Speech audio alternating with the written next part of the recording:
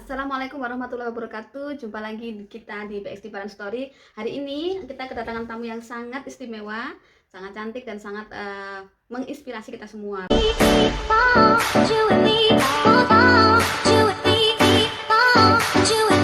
Adalah Mbak Intan Putri Kusumaningrum. Beliau adalah lulusan dari teknik fisika UGM. Kemudian beliau meneruskan di S2-nya di Lyon, France.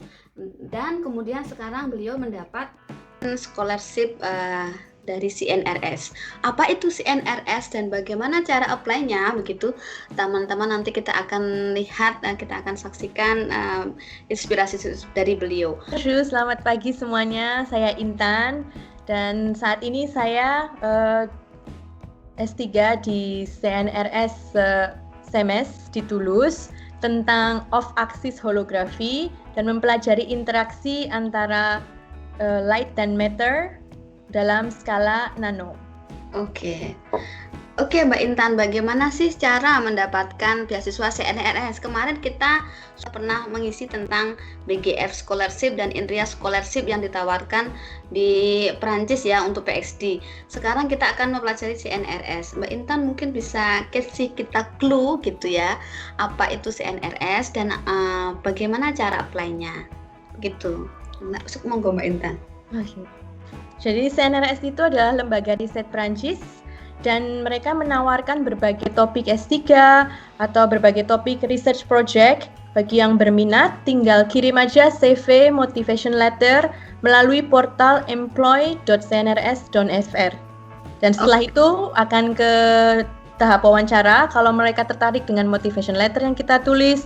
Dan di tahap wawancara ini kita harus bisa menunjukkan bahwa kita punya skill, kita punya kemampuan untuk bisa mensukseskan riset project mereka. Oke, menarik sekali. Bisa dilihatkan Mbak syarat administrasi dan portalnya mungkin dan bagaimana tahapannya mendaftar serta mendapatkan beasiswanya. Oke, ini adalah portal dari employ.cnrs.fr. Nah, di sebelah sini latest fixed term contract offer.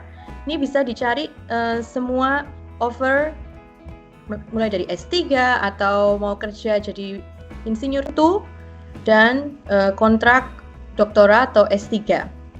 Nah, itu mulai dari 2.000 euro kisaran gajinya, mulai dari 2.135 euro. Oke, 2.050 euro. Banyak juga ya Mbak Intan ya? Oke, caranya bikin akun dulu atau gimana Mbak ini kayak INRIA? Caranya di sini kan ada 2 bendera ini. Kalau lebih nyaman ke bahasa Inggris bisa diklik bahasa Inggris. Ya. Nah, klik Inggris, bendera Inggris. Nah, di sini bisa search job type. Misalnya mau cari S3, klik PhD, student contract, search. Nah, untuk bikin akun tinggal diklik kandidat area, kemudian kita bikinlah oke. Nah, ini. Oke. Jadi setelah kita kirim CV dan motivation letter, jadi di setiap iklan kita bisa kirim CV dan motivation letter dengan cara apply. Ya, di sini kita upload CV dan motivation letter. Semacam itu. Oke. Nanti kita akan dipanggil untuk tes wawancara dan di tes wawancara ini kita akan diuji kita punya kemampuan apa gitu. Kita punya kemampuan bahasa Inggris juga diuji lewat tes wawancara ini dan setelah selesai tes wawancara mereka akan minta apakah ada orang yang bisa dihubungi untuk memberikan referensi melalui surat referensi atau nomor kontaknya langsung. Jadi siapa yang bisa dihubungi untuk memberikan keterangan tentang kita. Oke, Mbak, itu wawancaranya berapa orang? Dalam Franse atau dalam English? Wawancaranya itu kira-kira sekitar 30 menit 1 jam ya, tergantung dengan beberapa penanggung jawab atau supervisor kita. Itu dalam bahasa Inggris dan pertanyaan-pertanyaannya berkisar tentang apa yang kita ketahui mengenai riset project mereka, misalnya risetnya di bidang nanomagnetism, jadi kita paling nggak punya basic-basic tentang magnetism, Misalnya saya dalam bidang imagery, holografi, jadi apa yang saya tahu tentang mikroskop elektron, holografi, dan lain-lain, paling nggak kita harus paham basic-basic tersebut, dan kita harus menjustifikasi bahwa kita punya pengalaman kerja di bidang tersebut. Saya pernah riset tentang ini, saya pernah riset tentang itu, dan lain-lain. Saya pernah bekerja dalam bidang ini, dan lain sebagainya. Perlu kemampuan berbahasa Perancis nggak Mbak Intan ini?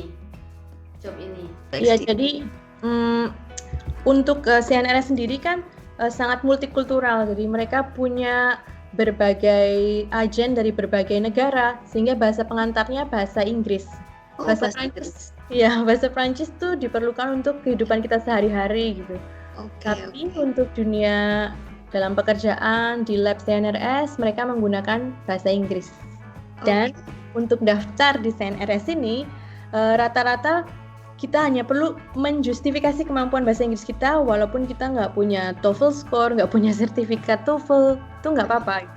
Oke, menarik ya teman-teman. Terkait dengan IPK atau GPA Mbak, apakah ada syarat minimal nggak ini untuk apply ini?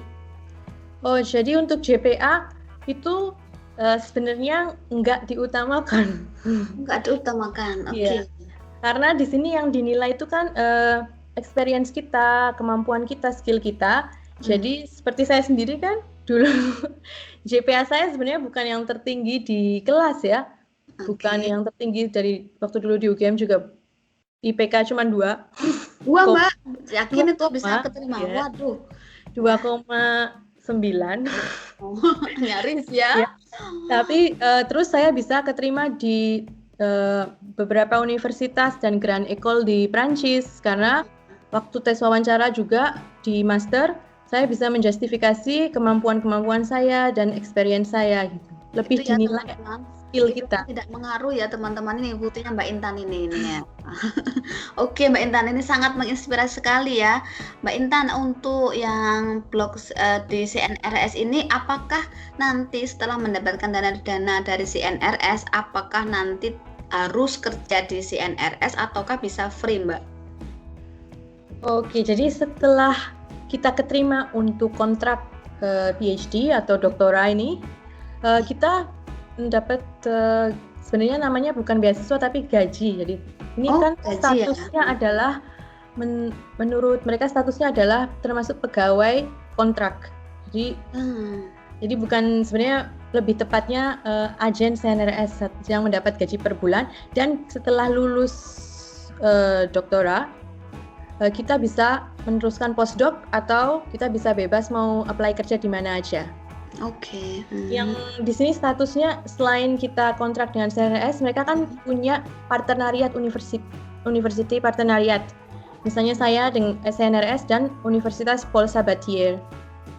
Walaupun kita student, tapi kita statusnya karena kontrak yang kita taken dengan CNRS adalah kontrak kerja, jadi dianggapnya semacam karyawan tidak tetap lah. Oke. Jadi nanti kalau bekerjanya di kantornya atau di univnya Mbak, kalau seperti ini kasusnya? Ya, ini tergantung unit kerjanya ya. Ada beberapa unit kerja yang benar-benar lokasinya tuh di universitas.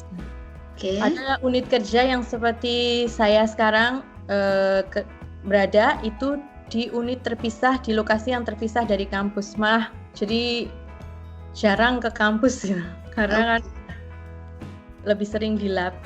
Oke. Yang terakhir, mungkin pertanyaan terakhir ya Mbak Intan. Menurut Mbak Intan, lingkungan akademik di Prancis itu seperti apa, dan Mbak Intan itu melakukan riset apa di sini? Apa perbedaannya dengan riset di Indonesia? Pekerjaan di Prancis itu sangat mendukung, sangat suportif untuk kita bisa menemukan ide-ide baru, untuk bisa berkolaborasi dengan peneliti-peneliti lain dari unit kerja yang lain. Ini sangat benar-benar lingkungan yang sangat memberikan kita dukungan, dan ini sangat multikultural, sehingga kita jangan khawatir walaupun kita bukan orang asli Prancis, kita tetap bisa maju, bisa berkolaborasi dengan berbagai peneliti di seluruh dunia. Oke, risetnya tentang holografi ya, mungkin bisa dijelaskan itu bagaimana itu holografi? apakah sudah tahap aplikasi atau komputasinya atau gimana? Oh iya, jadi yang riset S3 saya saat ini kan meneliti tentang interaksi antara cahaya dan materi yang terjadi di skala nano, dan kita menggunakan teknik off-axis hologram. Jadi dengan teknik ini kita tuh berusaha mempelajari fenomena yang terjadi di sumur kuantik skala nano. Ini kayak jadi kita masih ingat jadi sumur potensial kuantum ya Mbak. Jadi dengan teknik ini kita bisa melihat jelas apa aja sih fenomena fisik yang terjadi di skala nano gitu. Oke. Gampangnya sih seperti itu. Oke. Nah, jadi sudah tahap aplikasi ya Mbak ya? Sebenarnya ini sudah diaplikasikan, for example, LED, laser, dan lain-lain kan itu prinsip kerjanya kan dengan menggunakan interaksi antara cahaya dan materi di skala nano juga.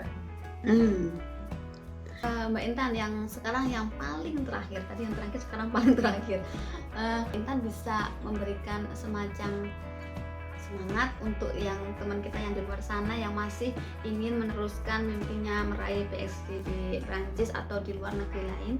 Monggo Mbak Intan. Menurut saya tuh untuk yang ingin S3 di Prancis atau di luar negeri, itu yang penting itu kita harus punya motivasi, kita harus punya kepercayaan diri, dan jangan takut untuk mencoba, karena kita kalau percaya diri itu pasti akan lebih dekat dengan goal kita. Oke, percaya diri akan lebih dekat goal dengan kita ya. Semua halangan rintangan pasti akan hilang begitu ya. Inspiratif sekali ya. Rendah hati boleh tapi rendah diri tidak boleh ya Mbak ya. Iya. Yes. Ya, terima kasih Mbak Intan sharingnya. Semoga dengan tadi kita sharing tadi akan memberikan banyak pencerahan bagi di luar sana. Harapannya akan banyak yang termotivasi. Jangan lupa like, subscribe, dan komen di video ini. Wassalamualaikum warahmatullahi wabarakatuh. Waalaikumsalam.